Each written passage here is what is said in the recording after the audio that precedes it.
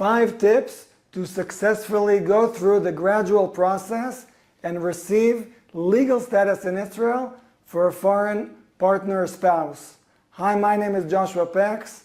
For over 10 years, I've been accompanying couples. One is Israeli, the other one is foreigner, not Jewish, in the process in front of the Israeli immigration authorities, Misrad Apnim, to receive Israeli citizenship or temporary residency for the foreigner. And over the years, I've thought of 5 tips that are most important for you to know. So the 5th tip at the end is probably the most important, so listen until the end. But what we start with, the number 1 tip, is to be very well organized.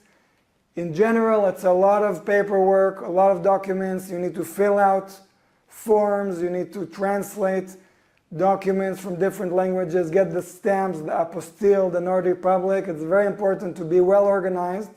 Sometimes in a couple there's a person that's more organized than the other, so you need to decide and need to be very, very well organized throughout the whole process.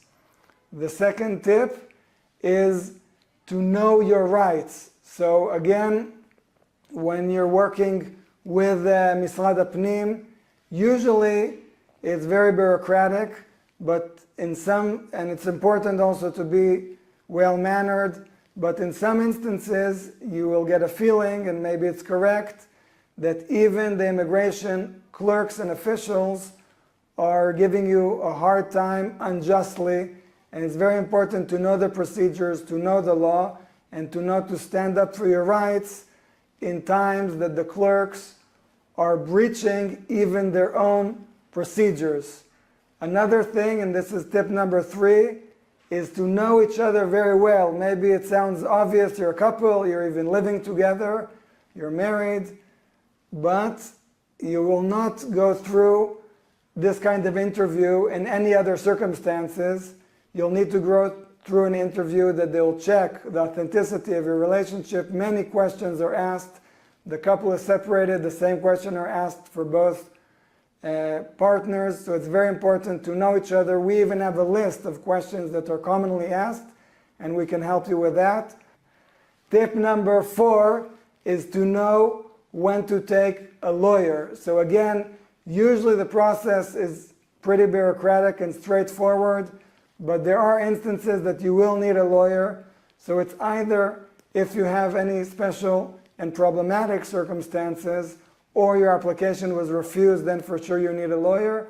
Or some people would just prefer that an expert will accompany them from the beginning until the end. Obviously there's the cost and legal fees, but in that case we'll be happy to help.